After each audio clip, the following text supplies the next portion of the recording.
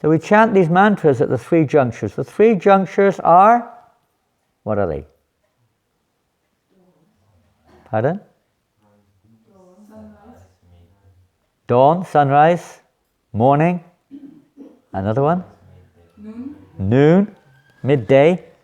Another one? 6, 12, 6. Pardon? 6, 12, 18. You could, yeah. To make it easy, Goswami Prabhupada is saying 6, 12, 18. Or 6, 12, 6. Thereabouts. But it's, Prabhupada didn't make such a big thing of it. He said morning, noon, and evening. He wouldn't pin it down. And anyway, the timings are supposedly around about sunrise, midday, sunset. More or less, but it's another thing. But anyway, more or less like that. Well, Lord Chaitanya Mahaprabhu has emphasized hearing and chanting the holy name as the principal sadhana. And when we hear that the holy name does not wait for initiation, it means that anyone can chant the Mahamantra, no matter what, even if we're not taking an initiation like today. It's called Mantra Diksha. The holy name doesn't wait for that. Normally at initiation one receives the mantras. The Hare Krishna mantra is the Yuga Dharma, is the mantra for this age. The Gayatri mantra, this mantra, they're all obviously support, very valuable, very important, but they're not the Yuga mantra.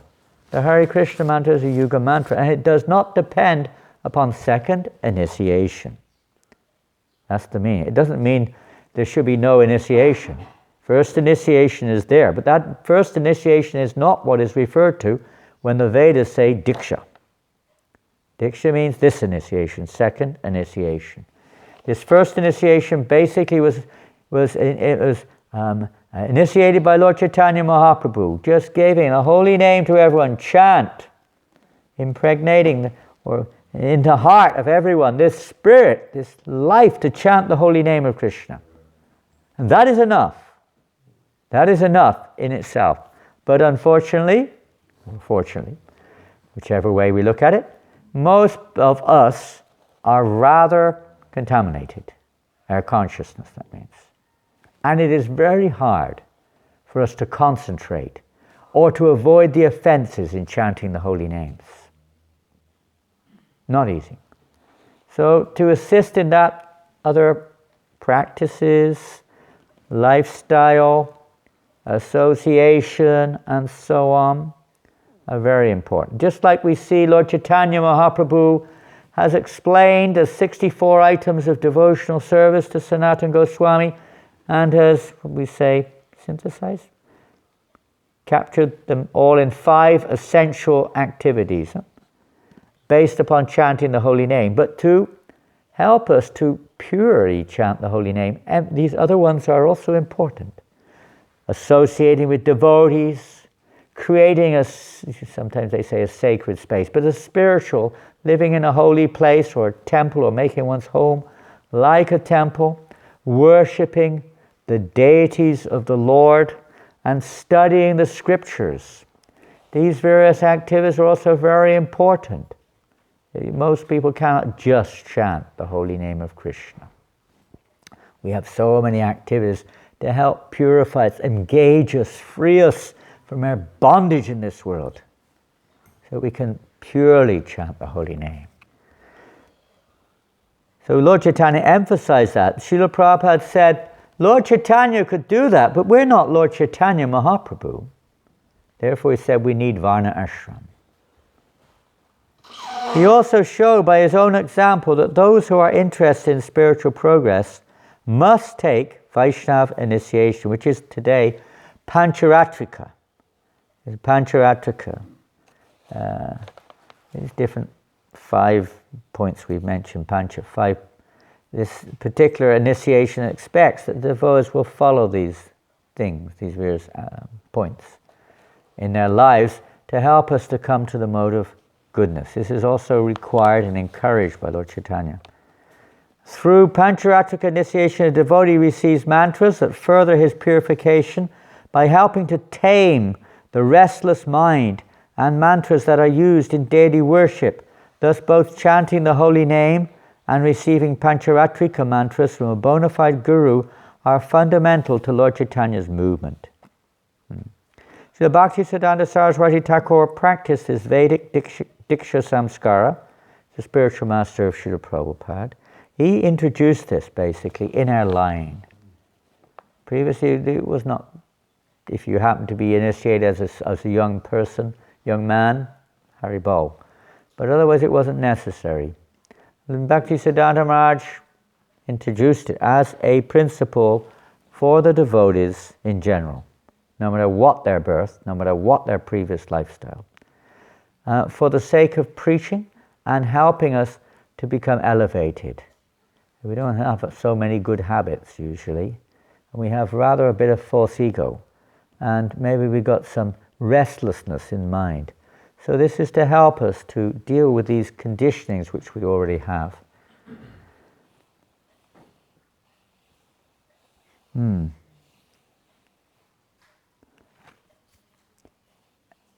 initiated that an initiated Vaishnava is even more qualified than a Brahmana, because a Vaishnava's goal is to serve Krishna. A Vaishnava's goal is to develop their love of Krishna. It's not just to be in the mode of goodness, it's not just to become elevated, it's not even just to get realization of one's identity, it's to actually awaken our dormant love of Krishna. And that is the Purushara, that's the goal of our Purushara, the goal of all of our activities, is to develop our love for Krishna. So these mantras are to help us to proceed towards that goal, ultimately, and to facilitate our service in terms of worshipping the deity, cooking for the deity, and developing that mode of goodness, which is a favorable platform for pure devotional service. And before I forget, I'd just like to mention that it would be nice if every devotee and anyone is in this community take advantage of this opportunity. And it's not opportunity of this nature necessarily, but the opportunity to think a little bit more in the mode of goodness. What are the primary characteristics of the mode of goodness?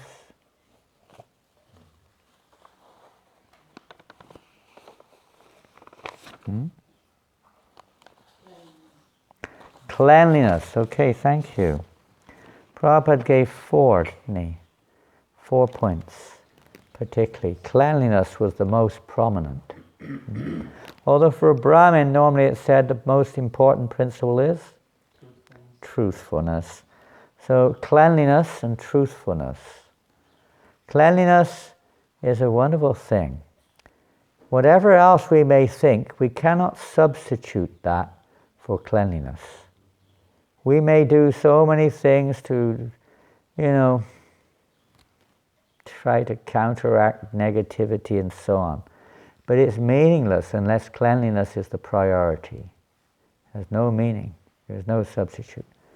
The principle of cleanliness. So it is for everyone's benefit to be a part, especially if we're a community. Individually, you could say if you have your own so-called own house, as you wish. But if we really want to be Krishna conscious, there is no question of Krishna consciousness without cleanliness. It does not exist in reality. Cleanliness of heart, cleanliness of body, cleanliness of surroundings. Cleanliness. One time Prabhupada said cleanliness is godliness. Usually we hear it is next to godliness. Clean, clean, clean. Unfortunately, we're so much in the mode of passion and ignorance, we can walk past garbage for one lifetime or one millennium sometimes, and it will stay there.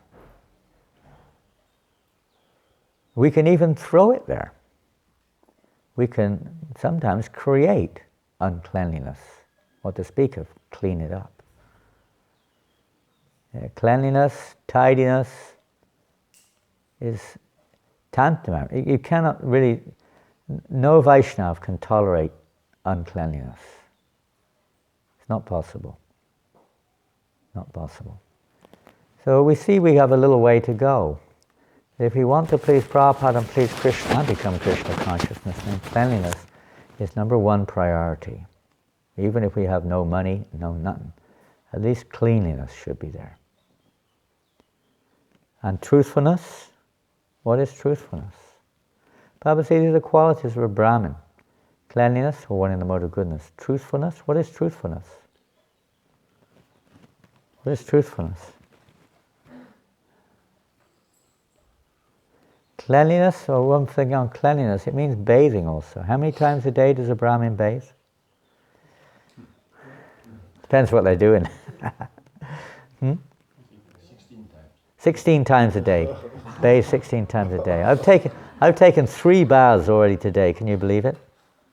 3. And it's only, that was before 7 o'clock. Just circumstantial. Doesn't usually happen like that. How many times a day does a Brahmin bathe? 3 times.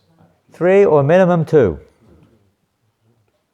Sometimes you're out and about in the world, of course you can't do, but in normal circumstances. And if you're worshipping the deity, sometimes it could be more. Every time a Brahmana passes stool, ever know what stool is? Well, I didn't have a clue. When someone said stool when I first came, I didn't know what they were talking about. I thought it was a seat that you sit on, called a stool. It's called a stool. And it wasn't. It's now become a common term in the West. It's funny. People also, I've noticed in England, many people know what you're talking about now. They didn't used to know that term. What would you say? Excretia. You know, excretia is an English term for number 2. You know, what do you call it in French? Excrement. Okay, similar name. Similar. That's the cultured word for it. They have other terms which begin with SH and end in IT nowadays. But after every time, your Brahmin must take baths. Huh? Washing their hands. I think they recommended this now with the coronavirus more, keeping clean, more Brahminical. Washing, cleaning. Keep everything clean, wash everything. Maybe the coronavirus is some kind of Brahminical virus that's come on. Making everyone wash their hands all the time. Wash the surface, wash the bags, disinfect the food. You know, don't get too close to people, don't breathe in people's face, don't cough, always hold some. You know, it's like, what to do. Cleanliness. Truthfulness, what is truthfulness? In accordance with the Shastras? Very good, let's see. Well done. Yeah, speaking in accord with the Shastras. Now that, again, is another thing. A Brahmin knows, he's not just someone who simply repeats like a parrot some knowledge, maybe from the Shastras, but it's not appropriate to the situation that you're in. One has to know who one's with, time and circumstance, etc., the relevant direction which will be valuable for that situation. So also that's where knowledge and wisdom come in. Not just knowledge, but wisdom also, how to apply the knowledge. That's one major aspect of truthfulness. What else would we say is truthfulness? No diplomacy. No diplomacy, thank you very much. Which is often quite common, isn't it? We say one thing, but it's not in accord with what's happening inside us. Huh? We cover up. Who did this? Who drove the tractor across the field there and made those ghastly holes in the field, which everyone has to suffer from? For how long, I don't know. Ugly sight, if ever there was one. Maybe nobody did, huh? The tractor in the middle of the night suddenly started up and drove at full speed through the field, making sure it made big holes in the field, huh? And it chose the most muddy day of the year, so it made nice big holes. Nobody did it, right? Nobody did it. Who broke it? Who broke this? Nobody. Okay, we have a Brahmin here. He broke it. He's still sitting outside the window there. He couldn't get away with it. Anyway, I saw you from the window. I saw you in the trolleys in the window down the pathway there. But another kind of duplicity that we're trying to make out we're an advanced devotee and trying to impress people when inside we're just a sense gratifier. Attached to name, fame, sense gratification, you name it. Doing things my way, making out I'm a devotee. Look, not only am I a devotee, but I have got threads to prove that I'm a Brahmana. See? You have to see if the quality is inside. What is the quality inside? Good cultivation, of course. So being truthful with oneself, with others, and according to the Shastras. What's another characteristic of a Brahmana?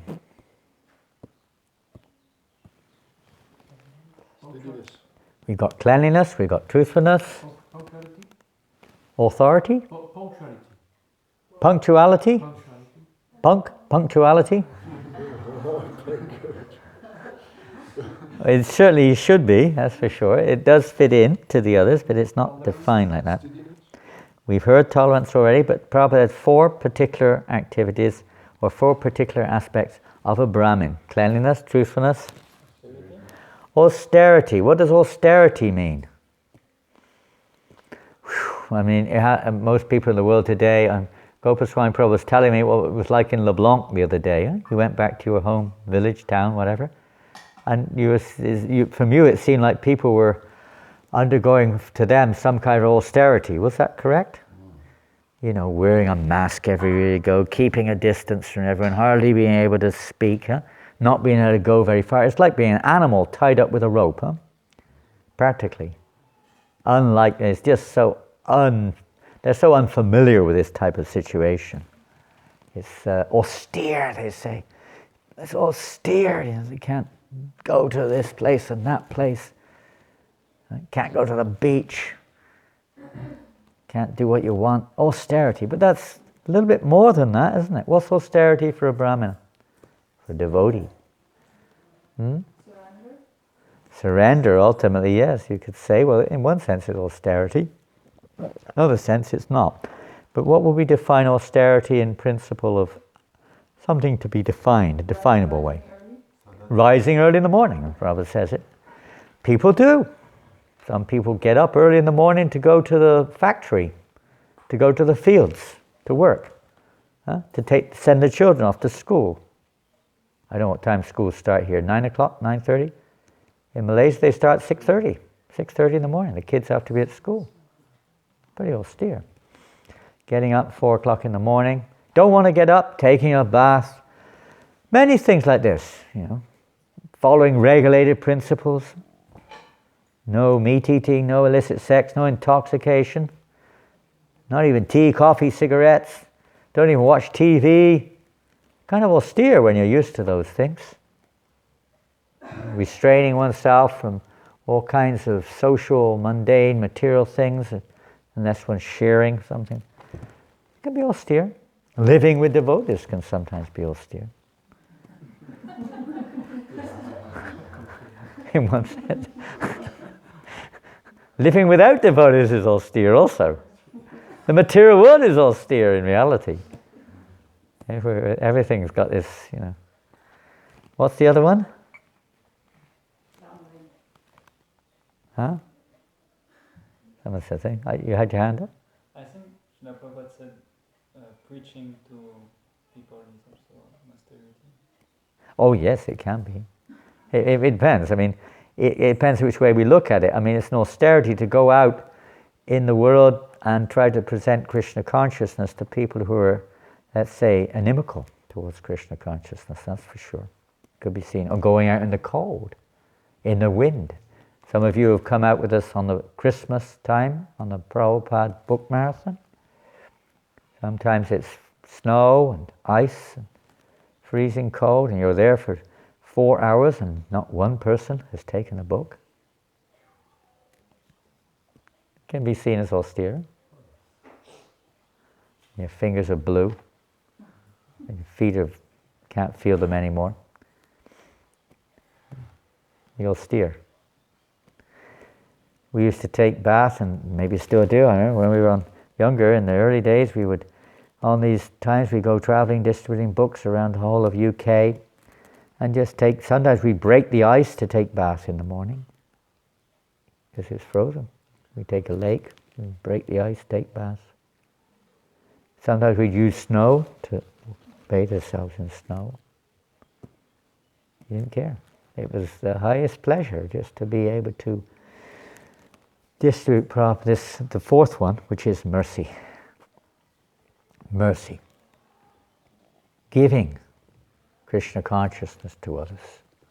Sharing it with others.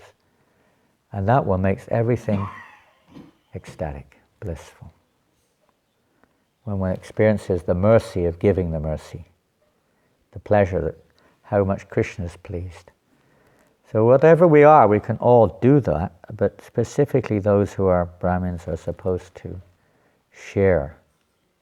They're supposed to share it.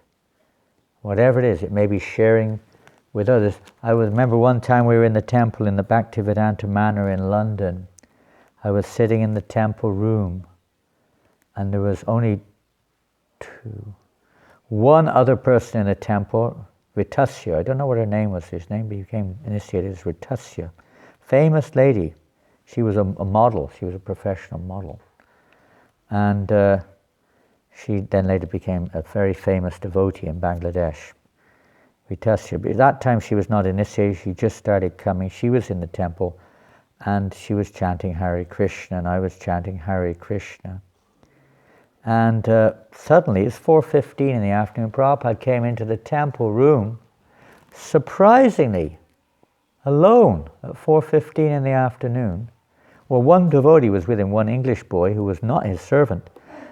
Prabhupada must have asked him to carry his shoes. He said he was going for a walk. So the boy followed behind Prabhupada. But Prabhupada didn't go outside. He went straight into the temple room. I was shocked when I saw Prabhupada coming in and paid her obeisances. And this lady, Ritasya, paid her obeisances too. She didn't know how to do it. She just bowed down. But she had her feet towards the deity. She didn't know. You know, she saw Prabhupada was coming in the back of the temple. She bowed down with her head towards Prabhupada and her feet towards the deities. So Prabhupada saw, and he went and he stopped. And he said, "Who is the pujari? Who is the pujari?" And the pujari was behind the side there, on the right side, if you know the manner, washing the dishes after the offering and arti. And I won't mention the name, very famous devotee, came out from behind the curtain and said, "Yes, Srila Prabhupada." And Prabhupada said, "Are you the pujari?" Prabhupada said, "Yes, Srila Prabhupada." Prabhupada said, "What are you doing?" And she said, "I'm washing the dishes, Prabhupada." Srila Prabhupada.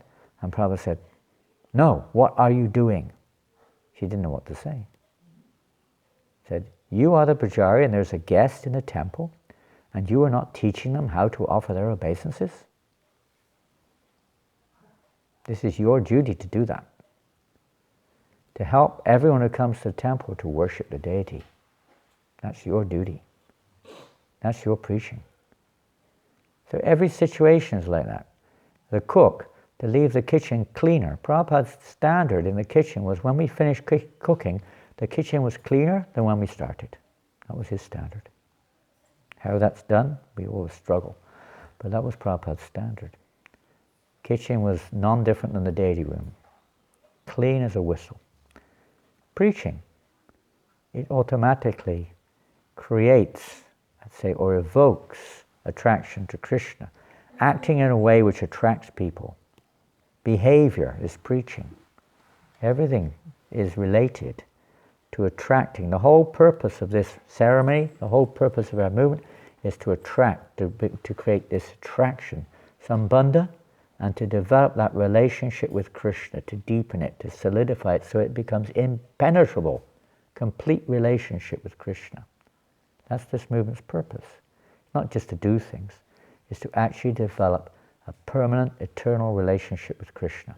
And to naturally, such a person will evoke that, because it's in all of us, he'll evoke that to come out of others. Otherwise, dirtiness, untruthfulness, all these things just keep us in the mode of ignorance and passion. They just keep us as we are conditioned souls with a kind of a veneer of Krishna conscious veneer, paraphernalia and things.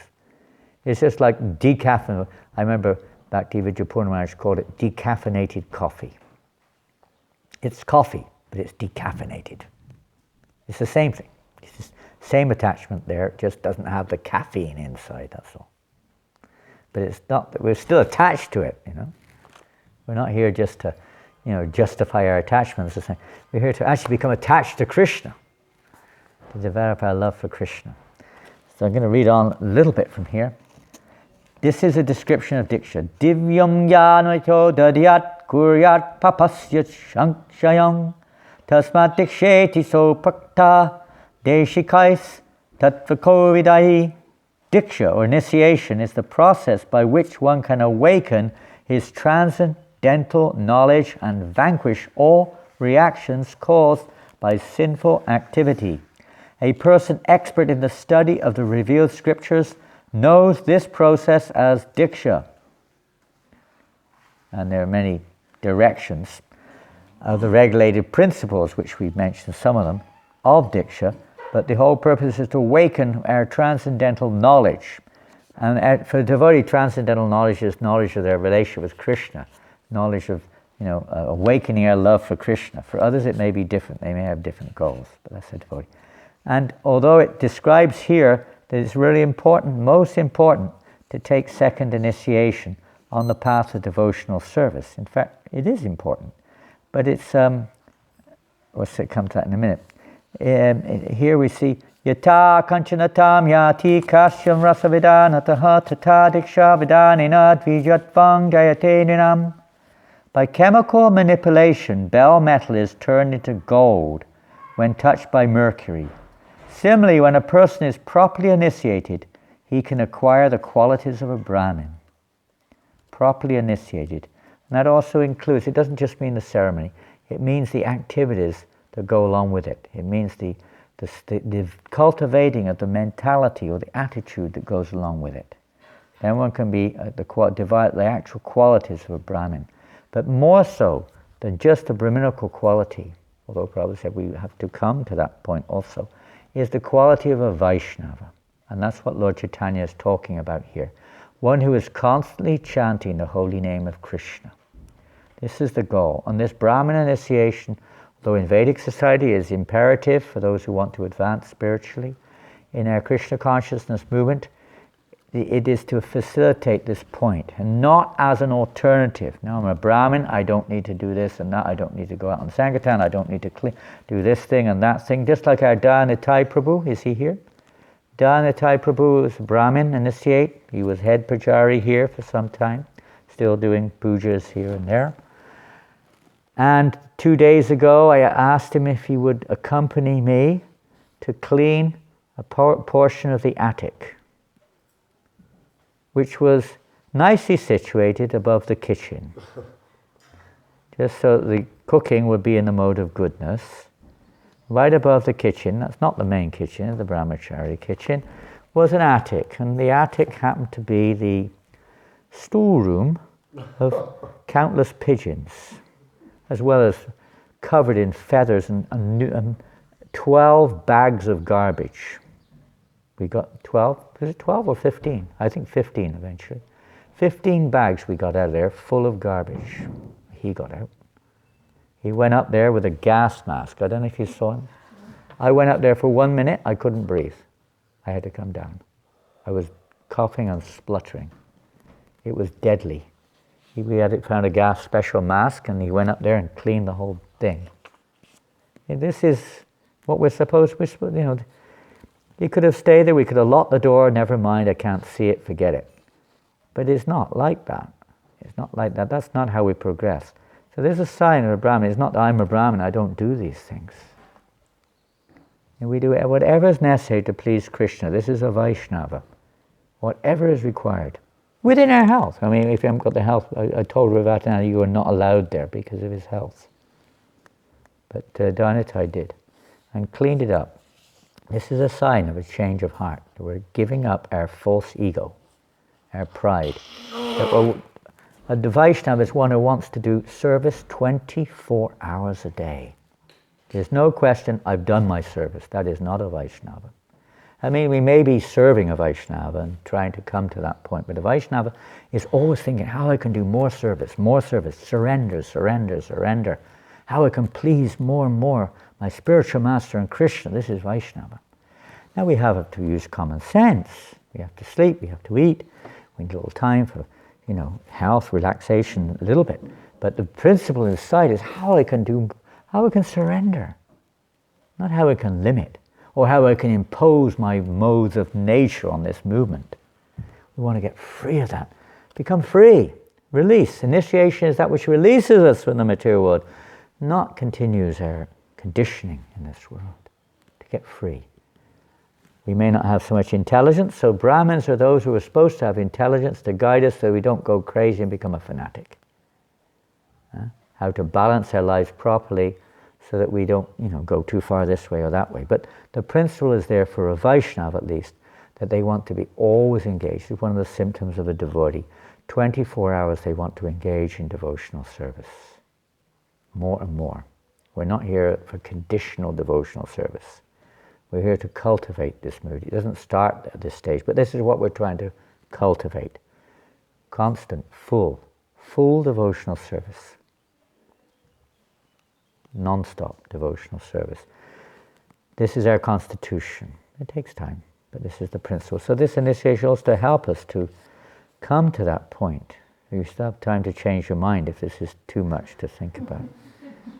I'm keeping my eyes closed so I give you a chance. If I open my eyes, you might have a difficulty leaving. So I'll keep them closed so you can still escape. Open the window.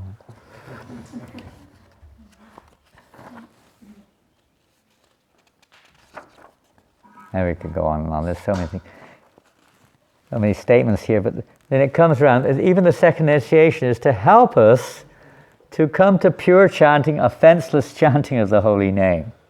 It's true the holy name doesn't wait, but we do. The holy name's there, but we're not.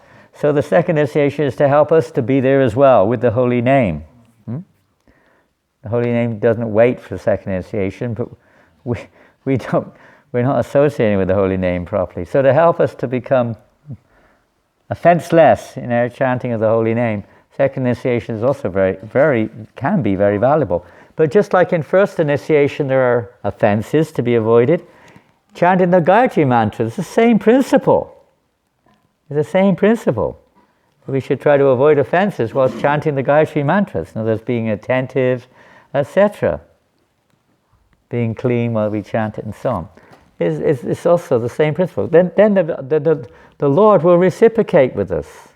He will help to speculate, help to control our speculation, help to control our senses, being attracted to the objects of the senses and so on. These mantras are specifically to help in this regards also. To develop a relationship with the Guru. But if we're not paying attention, then how will that develop? With Lord Chaitanya Mahaprabhu, to understand his mission, to become enthused by Lord Chaitanya's Sankirtan movement. If we're not paying attention, how will that happen? What to speak of awakening our dormant love for Radha and Krishna. These things are there. I think we better finish. I'll just read the final one. The offenseless chanting of the holy name does not depend on the initiation process. Although initiation may depend upon Purushacharya, which are the 5 activities of, tapas, pondra, and so on and so forth, and deity worship and what have you. The actual chanting of the holy name does not depend on Purushacharya Vidhi or the regulated principles. If one chants the holy name once without committing an offense, he attains all success. During the chanting of the holy name, the tongue must work. Simply by chanting the holy name, one is immediately delivered. The tongue is Sevan Mukha Jiva. It is controlled by service. One whose tongue is engaged in tasting material things and also talking about them cannot use the tongue for absolute realization. So we should try to chant the holy name more and more and more. Whether we're first not initiated, or whatever we are, keep chanting the holy names of Krishna. Hare Krishna, Krishna Krishna, Hare Hare, Hare Rama, Rama Rama, Hare Hare. Hare Krishna. And these are the primary names. There's different kinds of names of God, and sometimes people, they're attracted to various names, Om, Aum, or different names. These are called Gonanam, or secondary names of the Lord, which can elevate one to the spiritual platform. But to awaken our love for Krishna, we have to chant what's called Mukyanam, which are the personal names of God, like Krishna, Rama, Govinda, and so on. We're so fortunate that Srila Prabhupada has given us this opportunity to cultivate pure devotional service and share it with others. And this New Mayapur is an ideal place for cultivating pure devotional service. To remove the anarthas within our heart, to get free of our false egos. That's another aspect of initiation, sacrificing, surrendering our false ego, etc. And to accompany that, cleaning the property, cultivating the property, cleaning, keeping clean even in our clothing, our surroundings, our talk, everything. Trying to become cleaner and cleaner, helping each other to become clean. In a Brahminical way, not in a passionate way, but a Brahminical way. And then automatically the atmosphere will become favorable, be a holy place in the association of devotees.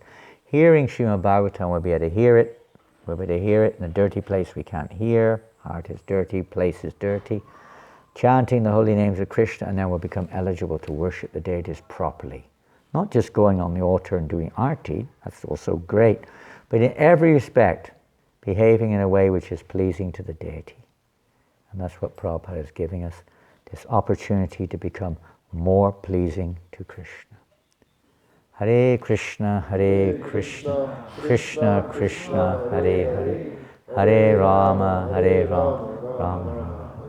So, I'm sorry we're late. We started almost an hour late this morning for various reasons. And now we're going to go on with the yajna. First of all, we're going to do the achaman.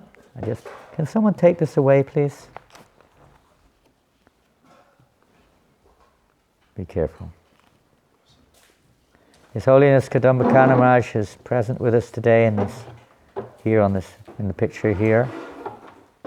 And because Revatinanda Prabhu is a disciple of Kadambakana Maharaj, and he's already taken the mantras from Maharaj. He's already been given the mantras. And today he's attending the yajna. And Manjuali and Vidura Prabhus are taking this step forward in their devotional lives, this responsibility of taking the second initiation, chanting the Gayatri Mantra, and taking on extra services in their life. Not extra services in terms of quantity, but in terms of quality. I'm going to try to officiate the program today. We don't have another priest with us today, so bear with me because I don't do it very often. I've done it many times, but not for quite some time. Hare Krishna. Srila Prabhupada ki jai. And we're going to start with Achaman. Namo Vishnu Padaya Krishna Vistaya Pradesh. Swami During the actual yajna, we would like it, if there's enough devotees, we'd like to have a little kirtan in the background, a gentle kirtan, if someone can kindly lead a gentle kirtan in the background. I don't know if... in a few minutes, just some preliminaries and then you can begin. So I got caught up here. What's this coming at my feet? Oh, stuck in my toes. So, is it okay there? Is it? Where are you going to put it? There? Like that? Is that okay? Yes. Okay. Oops. So, do you all know how to do achaman? You know how to